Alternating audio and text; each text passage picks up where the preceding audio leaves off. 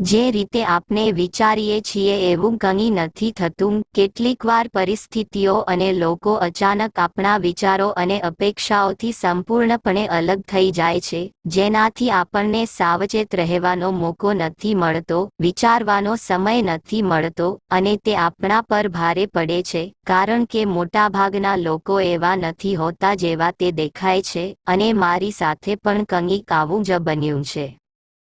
હું મારા કાકી સાથે રહેતો હતો, કારણ કે તેઓ એક એકલા સ્ત્રી હતા, અને જ્યારે હું તેમની પાસે આવ્યો હતો ત્યારે હું એકદમ સારો અને મસ્ત હતો, પરંતુ મારી હમદર્દીએ મને તે દિવસો બતાવ્યા કે હું કંઈ પણ કરવા માટે સક્ષમ નહોતો રહ્યો। કાકીએ મારી સાથે જે કંઈ પણ કર્યું એ હું વિચારીને પણ ધ્રુજી ઉઠું છું। મેં ક્યારેય સપનામાં પણ નહોતું વિચાર્યું કે કોઈ મનુષ્ય આટલો નિર્લજ્જ કેવી રીતે હોઈ શકે। હું કાકી પાસે રહેવા આવ્યો તેના થોડા જ દિવસો થયા હતા, અને અચાનક મારી હાલત ઝડપથી ખરાબ થવા લાગી હતી, અને હું છેલ્લા કેટલાક દિવસોથી પોતાની તબિયત ખૂબ જ ખરાબ મહેસૂસ કરી રહ્યો હતો। મારું માથું પણ ઘણું ભારે રહેતું હતું। આજે પણ જેવો જ હું સવારે ઉઠ્યો તો મને ખૂબ જ વધારે કમજોરી મહેસૂસ થઈ રહી હતી। મારા પગમાં સખત દુખાવો હતો, અને આ બધું મારી સમજની બહાર હતું। આખરે મારી સાથે આ થઈ શું રહ્યું છે? એમ તો હું એકદમ ઠીક હતો, મને કોઈ ઈજા પણ નહોતી થઈ। હું બસ એટલું જાણતો હતો કે જ્યારથી હું મારી કાકી પાસે રહેવા આવ્યો હતો ત્યારથી જ મને પગમાં દુખાવાની બીમારી શરૂ થઈ ગઈ હતી।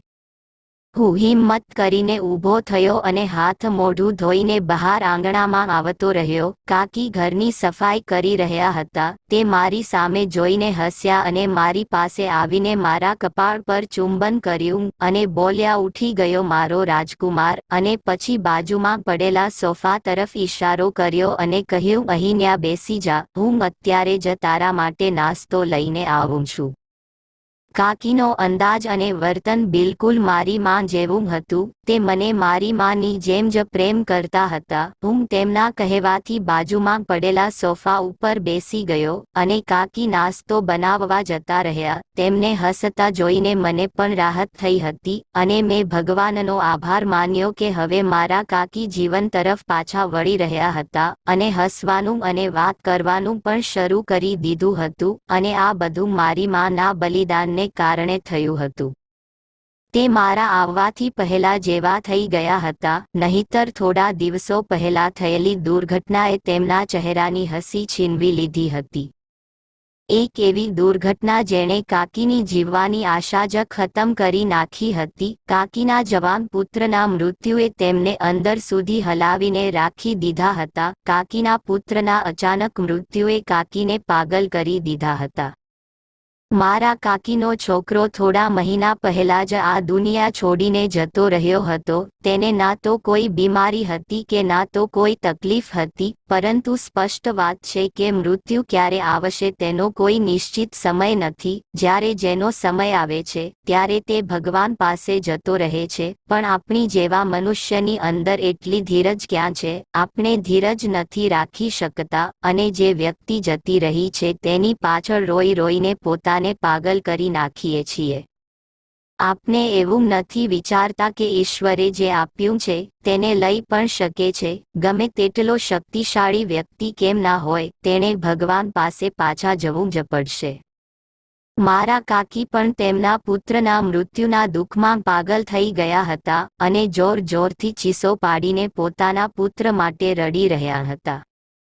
તે મારા કાકીનો એકનો એક પુત્ર હતો, અને કાકી તેમના પુત્રને જીવથી વધારે પ્રેમ કરતા હતા। કાકીનું જીવન તેમના પુત્રથી શરૂ થઈને પુત્ર પર જ ખતમ થતું હતું। મારા કાકાનું અવસાન તો ઘણા વર્ષો પહેલા થઈ ગયું હતું। મારા કાકા તેમની પાછળ ઘણી બધી સંપત્તિ છોડીને ગયા હતા, તેથી મારા કાકીને પૈસાની કોઈ કમી નહોતી। બસ તેમનો એક જ પુત્ર હતો, અને તેને તેમણે ખૂબ લાડ અને પ્રેમથી ઉછેર્યો હતો। જીવવાનો એકમાત્ર આધાર બસ તેમનો પુત્ર જ હતો। તેને જીવનની દરેક ખુશીઓ આપી હતી. તેની એવી કોઈ ઈચ્છા નહોતી જે કાકીએ પૂરી ના કરી હોય. કાકીનો દીકરો એટલે કે મારો ભાઈ ખૂબ જ આરામથી પોતાની જિંદગી જીવી રહ્યો હતો, પરંતુ તેમ છતાં પણ મારા ભાઈની અંદર કોઈ ઘમંડ નામનો શબ્દ નહોતો. તે ખૂબ જ ખુશખુશાલ અને મૈત્રીપૂર્ણ છોકરો હતો. તેણે પોતાના લાડનો કે અમીર હોવાનો ક્યારેય પણ નાજાયજ ફાયદો નહોતો ઉઠાવ્યો, અને સાચું તો એ છે કે તેના મૃત્યુનો અમને પણ ઊંડો આઘાત લાગ્યો હતો. તે એવા લોકોમાંથી હતો જેઓ જ્યારે મૃત્યુ પામે છે ત્યારે દરેકના હોઠ પર માત્ર અફસોસ અને વખાણ જ હોય છે. એવું નહોતું કે તે મૃત્યુ પછી જ પોતાનું મહત્વ જતાવીને ગયો હતો, પરંતુ જ્યારે તે જીવતો હતો ત્યારે પણ આખું ખાનદાન અને પરિચિત લોકો તેના ખૂબ વખાણ કરતા હતા, જેનાથી કાકીનું માથું ગર્વથી ઊંચું થઈ જતું અને તે ગર્વથી માથું ઊંચું કરીને કહેતા કે આખરે દીકરો કોણો છે. અને જ્યારે તે મૃત્યુ પામ્યો ત્યારે દરેકને ખૂબ જ અફસોસ થયો હતો.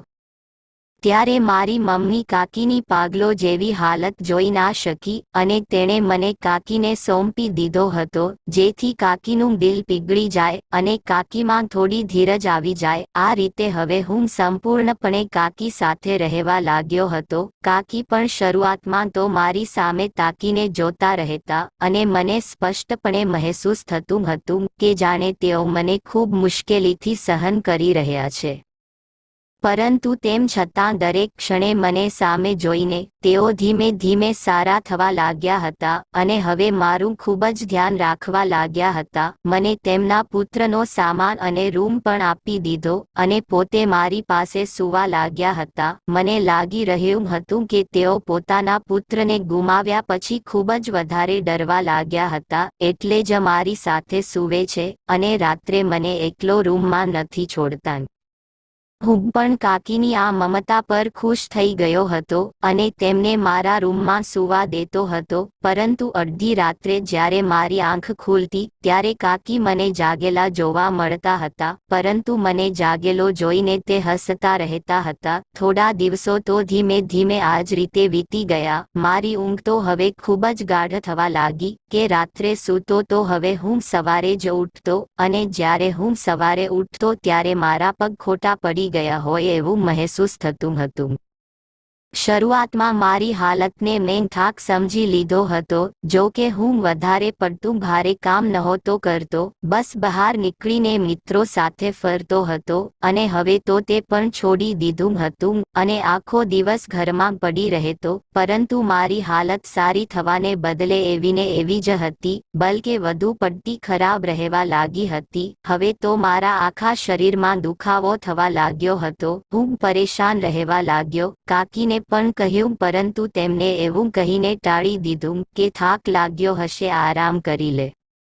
કંટાળીને મેં મારા ઘરના લોકોને જણાવ્યું તો તેઓ મને ડોક્ટર પાસે લઈને ગયા. ડોક્ટરે મારો ચેકઅપ કર્યો તો ડોક્ટરની ચીસ નીકળી ગઈ, કારણ કે કાકી દરરોજ મારી સાથે. મારું નામ સૂરજ છે, મારી ઉંમર 18 વર્ષ છે અને હું એક સારા એવા પરિવારમાં જન્મ્યો હતો.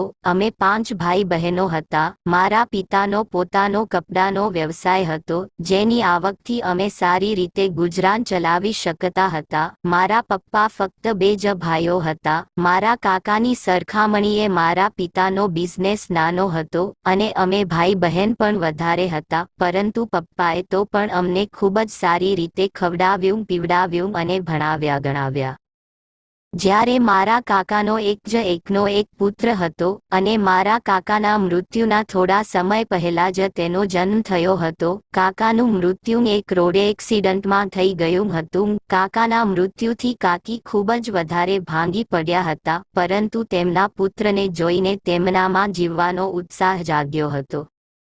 કાકીએ પોતાના પુત્રને ખૂબ પ્રેમથી ઉછેર્યો હતો. પિતાની કમી તો બાળકોને રહે જ છે, પરંતુ કાકીએ કોશિશ કરી હતી કે તેમનો પુત્ર મારા કાકાની કમીને વધારે મહેસૂસ ના કરે. જ્યારે પણ તે મારા કઝિન ભાઈના મોઢેથી કોઈ પણ ફરમાઈશ સાંભળતા તો તેને ચોક્કસ પૂરી કરતા હતા. પણ અમારી જિંદગી અલગ હતી. અમારું ખાવા પીવાનું, પહેરવા ઓઢવાનું સારું તો હતું, પણ ભણતરના ખર્ચા અને ઘરના અન્ય ખર્ચાઓ ખર્ચાઓને કારણે પપ્પાની આવકનો મોટા ભાગનો હિસ્સો તે ખર્ચમાં જ જતો રહેતો હતો.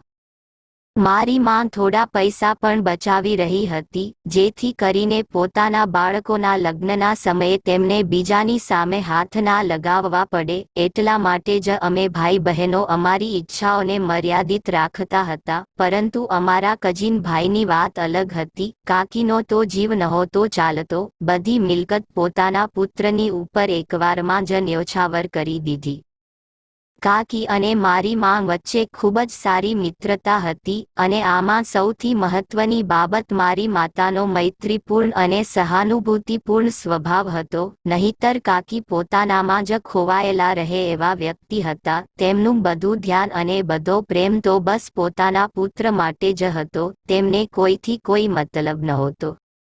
જ્યારે અમારા કાકા જીવતા હતા ત્યારે કાકા અને અમે બધા સાથે મળીને રહેતા હતા. પરંતુ કાકાના અવસાન પછી કાકી તેમના પુત્રને લઈને એક મોંઘા મકાનમાં અને ખૂબ જ સારા વિસ્તારમાં રહેવા લાગ્યા હતા. પરંતુ અમારી વચ્ચેનો જે પ્રેમ ભાવનો સંબંધ હતો તે સમાપ્ત નહોતો થયો. અમે અવારનવાર મારા કાકીના ઘરે જતા હતા અને મારા કાકાનો પુત્ર પણ અમારા ઘરે આવતો હતો.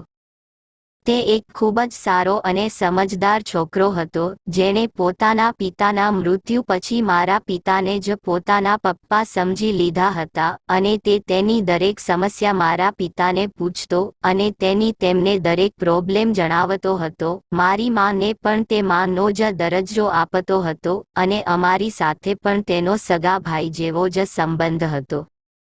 આભ તો અમારા માથે ત્યારે ફાટ્યું જ્યારે એક દિવસ અચાનક જ સવારમાં મારા કઝિન ભાઈના મૃત્યુના અમને સમાચાર મળ્યા. ત્યારે અમને બધાને ખૂબ જ મોટો આઘાત લાગ્યો હતો અને અમે બધા દંગ રહી ગયા હતા, કારણ કે તે એક દિવસ પહેલા જ અમને બધાને મળીને ગયો હતો અને તે સમયે તે બિલકુલ તંદુરસ્ત અને એકદમ સ્વસ્થ હતો. તો પછી સવારમાં અચાનક તેને શું થઈ ગયું હતું?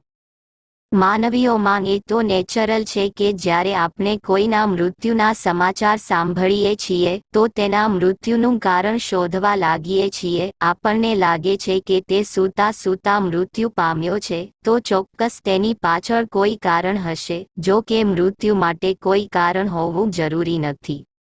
અમે પણ અમારા કઝિન ભાઈના મૃત્યુથી સ્તબ્ધ થઈ ગયા હતા અને રડતા રડતા કાકીના ઘરે પહોંચી ગયા હતા. સામે જ અમારો કઝિન ભાઈ પોતાના નિર્જીવ દેહ સાથે ગાઢ નિંદ્રામાં સૂઈ રહ્યો હતો અને આ દ્રશ્ય અમારા માટે એટલું દર્દનાક હતું કે અમારું હૃદય ફાટી જવાનું હતું. આવું પહેલી વાર થયું હતું જ્યારે અમે ત્યાં પહોંચ્યા હતા અને અમારો કઝિન ભાઈ અમને દરવાજા પર લેવા નહોતો આવ્યો. તેના બદલે અમારે તેના સુધી જવું પડ્યું હતું.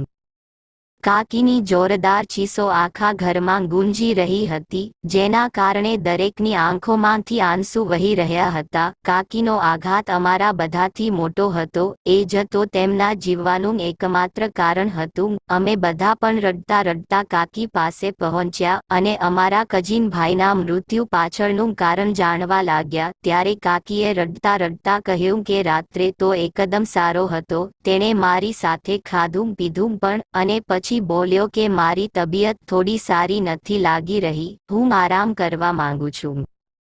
કાકીએ જણાવ્યું કે પછી મેં તેને આરામ કરવા માટે તેને તેના રૂમમાં મોકલી દીધો. પરંતુ સવારે જ્યારે કોલેજ જવા માટે કાકી તેને જગાડવા તેના રૂમમાં પહોંચ્યા ત્યારે તેનું શરીર નિર્જીવ બની ગયું હતું. તેના આકસ્મિક મૃત્યુએ સૌને ચોંકાવી દીધા હતા. કાકી માટે આ બહુ મોટો આઘાત હતો. તે તો લગભગ પાગલ જ થઈ ગયા હતા અને જોરથી ચીસો પાડીને પોતાના પુત્રને બોલાવી રહ્યા હતા.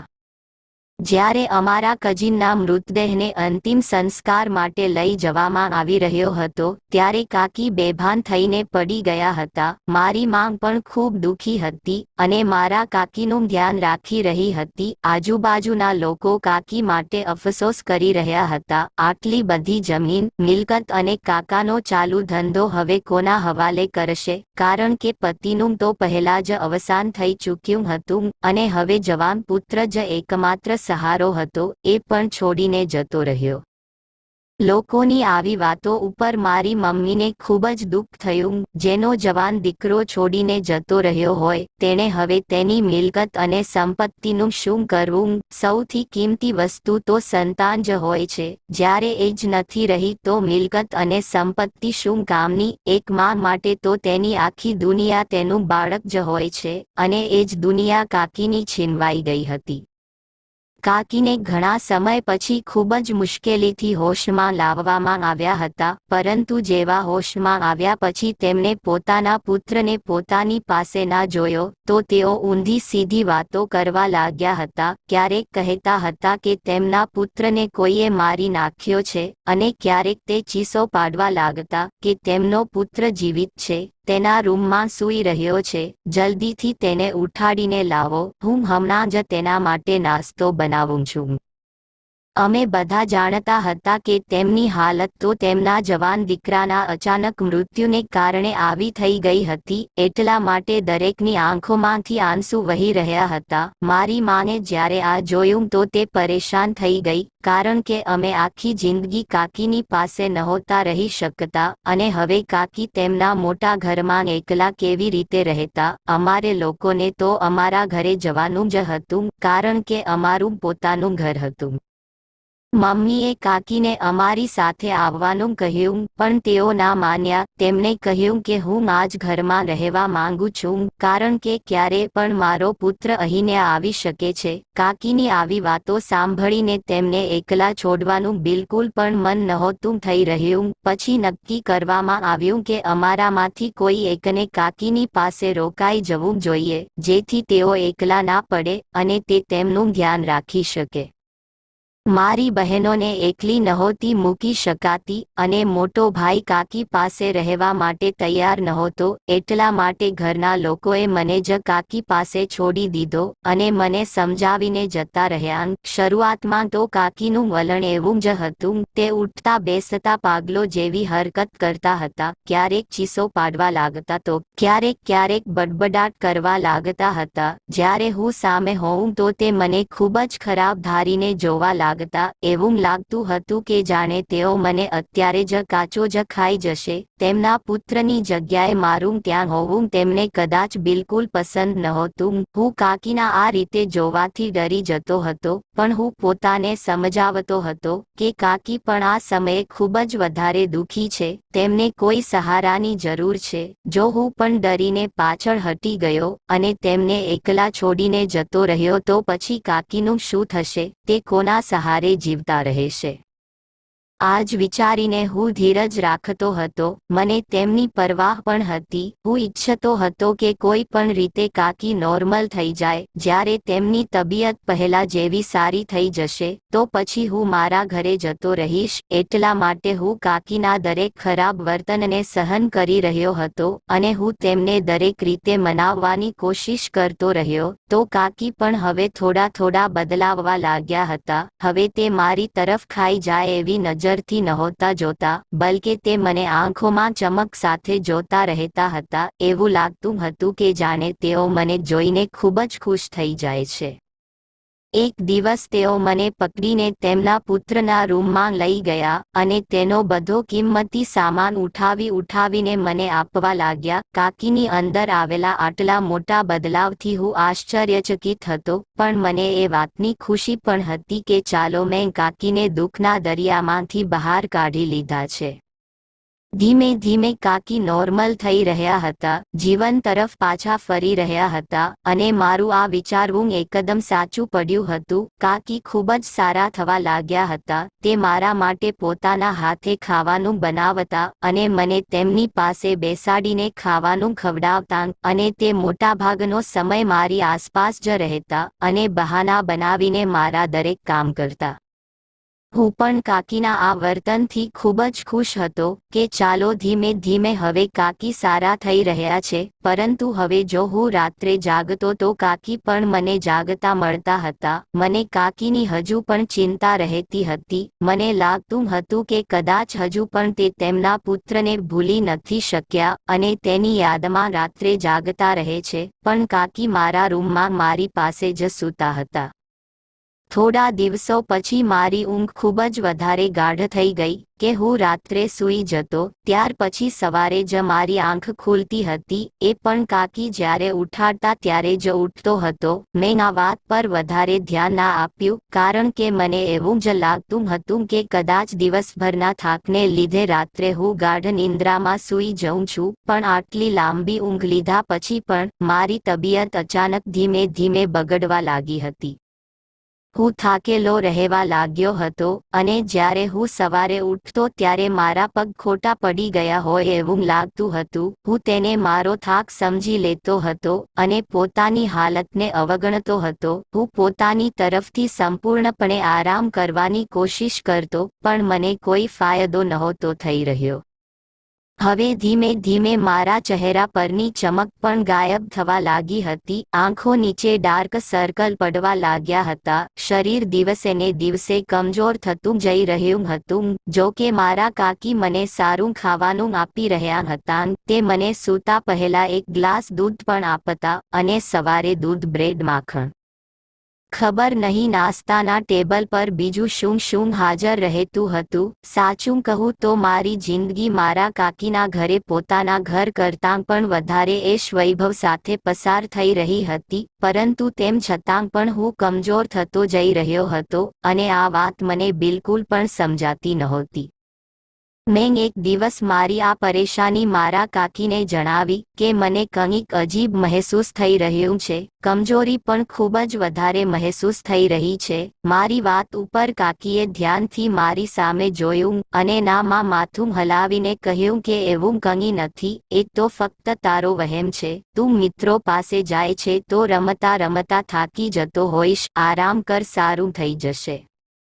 હું કાકીની વાત સાંભળીને ચૂપ થઈ ગયો હતો, પણ હું કોઈ નાનો બાળક નહોતો કે હું મારી હાલતને એમ જ ઇગ્નોર કરી દેતો. નવો જવાન થઈ રહ્યો હતો. રમવા અને કૂદવાને કારણે મને આટલી બધી કમજોરી નહોતી થવી જોઈતી, પરંતુ મેં કાકી સાથે બહુ દલીલ ના કરી અને મારા રૂમમાં આરામ કરવા જતો રહ્યો. હવે તો મેં મારા મિત્રો સાથે બહાર જવાનું પણ બંધ કરી દીધું હતું. બહારથી થોડી ઘણી વસ્તુઓ કાકી માટે લઈ આવતો હતો. હવે હું શરમ અનુભવવા લાગ્યો હતો કે હું મારા કાકીનું ધ્યાન રાખવાની જગ્યાએ તેમના પર બોજ બનતો જઈ રહ્યો છું. હું પોતે બધી જવાબદારી લેવા માંગતો હતો, પણ હવે હું સાવ કમજોર થઈ ગયો હતો. ઘરમાં ચાલવું પણ મુશ્કેલ બની ગયું હતું. કોલેજ જવું તો દૂરની વાત હતી. ક્યારેક જ્યારે હું કોલેજ જતો ત્યારે મારા મિત્રો મારી સામે આશ્ચર્યથી જોતા અને કહેતા કે તું આટલો કમજોર કેમ થતો જઈ રહ્યો છે. હવે તો મારા ટીચરે પણ મહેસૂસ કરી લીધું હતું અને મને કોઈ ડોક્ટરને બતાવવાની સલાહ આપી. પરંતુ હું શું કરી શકું? કાકીએ તો મારી વાત માનવાની જ ના પાડી દીધી હતી અને પછી એક દિવસ હું મજબૂર થઈને મારા ઘરે જતો રહ્યો અને તેમને મારી સમસ્યા જણાવી. મારી હાલત જોઈને જ મારા ઘરના લોકો ખૂબ જ વધારે ગભરાઈ ગયા હતા. મારા પિતા મને એ જ ક્ષણે ડોક્ટર પાસે લઈ ગયા. જ્યારે ડોક્ટરે મારી હાલત જોઈ તો તેઓ પણ મને જોઈને ચોંકી ગયા. જ્યારે તેમણે મારો ચેકઅપ કર્યો તો તે પણ આશ્ચર્યચકિત થઈ ગયા. તે મને જાતના સવાલ કરવા લાગ્યા કે હું ક્યાં રહું છું, મારી સાથે કોણ કોણ છે, પપ્પા, અને હું આવા સવાલોથી આશ્ચર્યમાં પડી ગયા હતા.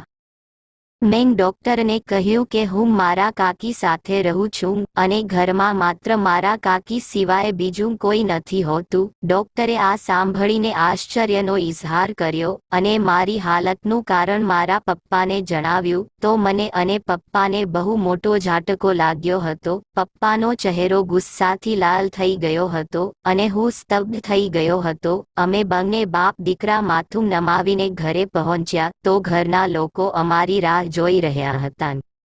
જેવા જ અમે ઘરમાં દાખલ થયા તો મારી માં મારી પાસે આવી અને પૂછ્યું કે ડોક્ટરે શું કહ્યું. પપ્પા કદાચ ગુસ્સામાં હતા. તે ગુસ્સામાં બોલ્યા કે તે સ્ત્રી માનસિક દર્દી છે અને ખૂબ જ હરામી છે. પપ્પા તો એમ પણ બોલી ગયા હતા કે કાકીએ તેમના પુત્રને પોતે જ માર્યો હશે. મારી માં આશ્ચર્યમાં પડી ગઈ હતી અને પપ્પાને સમજાવવાની કોશિશ કરવા લાગી, અરે તે આવું શું કામ કરે, પોતાના પુત્રનો જીવ કોઈ શું કામ લે, તે તો તેને કેટલા પ્રેમથી ઉછેરી રહી હતી.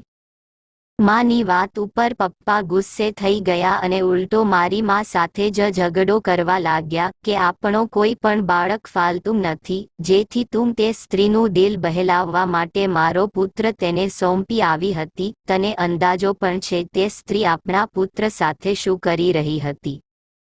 પપ્પાની વાત સાંભળીને મમ્મી પણ ચોંકી ગઈ હતી. તેણે મને જોયો તો હું માથું નમાવીને બેઠો હતો. મને એ વાતનું દુઃખ થઈ રહ્યું હતું કે હું એ સ્ત્રીને મારી માં માનતો રહ્યો અને એ મારી સાથે શું કરી રહી હતી. મારા કાનમાં તો હજુ સુધી ડોક્ટરની વાત ગુંજી રહી હતી.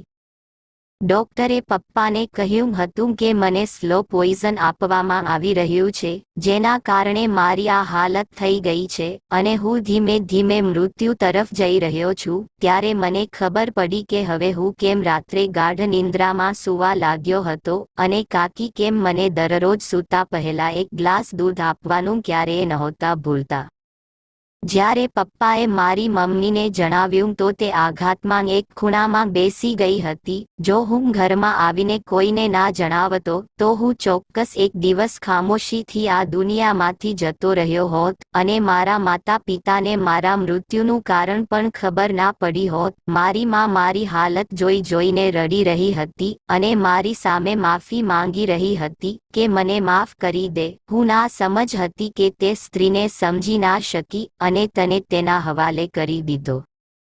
હું જાણતો હતો કે આમાં મારી માની કોઈ ભૂલ નથી. હું મારી માં પર કોઈ બોજ ન હતો, પરંતુ તે ખરેખર મારી કાકીની ચિંતામાં મને ત્યાં છોડીને આવી હતી. તેનું મન એકદમ શુદ્ધ હતું. હવે મારી માને મને પોતાની સાથે જ રાખી લીધો.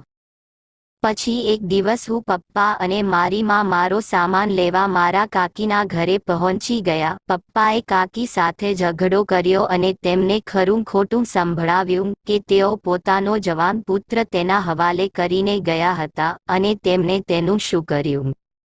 આની ઉપર કાકીએ જે વાત કહી હતી તે સાંભળીને મારા માતા પિતાની બોલતી બંધ થઈ ગઈ હતી. તેમને તો કશું સમજાતું જ નહોતું.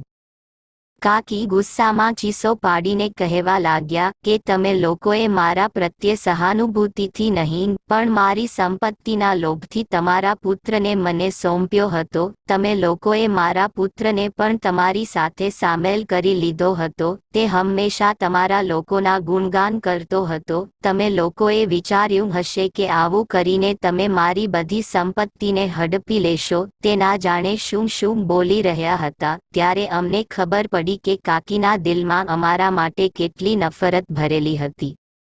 કાકીને લાગી રહ્યું હતું કે અમે મિલકત અને સંપત્તિ ખાતર તેમના પુત્રને આટલો પ્રેમ કરી રહ્યા હતા. જો કે એવું કંઈ પણ નહોતું. પછી મારા કાકીએ મારી માને ચીસો પાડીને કહ્યું કે મારા પુત્ર પર નજર ટકાવી રાખી હતી તમે લોકોએ, તેથી તારી બહેનની દીકરીના લગ્ન મારા પુત્ર સાથે કરાવવા માંગતી હતી, જેથી મારા પુત્રને મારાથી છીનવી શકો અને બધી સંપત્તિ હડપી શકો. તે દિવસે પણ મારો પુત્ર મને એ જ કહેવા આવ્યો હતો કે માં, મોટી માની બહેનની દીકરી સાથે લગ્ન કરવા માંગુ છું. હું તેને પસંદ કરું છું અને હું તરત જ સમજી ગઈ હતી કે આ બધું તારું કરેલું છે. મેં તરત જ ના પાડી દીધી હતી. મેં મારા પુત્રની તમામ ઈચ્છાઓ પૂરી કરી હતી, પરંતુ હું તેની આ ઈચ્છા હરગીજ પૂરી નહોતી કરી શકતી. મારો પુત્ર મારી ખૂબ જ ઇજ્જત કરતો હતો, મારી દરેક વાત માનતો હતો. જ્યારે મેં તેને આ લગ્ન માટે ના પાડી તો તેણે મારી વાત તરત જ માની લીધી હતી, પરંતુ તે એકદમ ખામોશ થઈ ગયો હતો અને તે રાત્રે પોતાના રૂમમાં જતો રહ્યો હતો, પરંતુ સવારે તેના રૂમમાં એક નિર્જીવ મૃતદેહ સાથે મળ્યો હતો. મારા પુત્રનું આ મૃત્યુ આકસ્મિક નહોતું, પરંતુ મને વિશ્વાસ છે કે તમે લોકોએ જ મારા પુત્ર સાથે કંઈક ખોટું કર્યું હતું. કાકીના ઘટિયા વિચારો પર અમે ધ્રુજી ગયા હતા.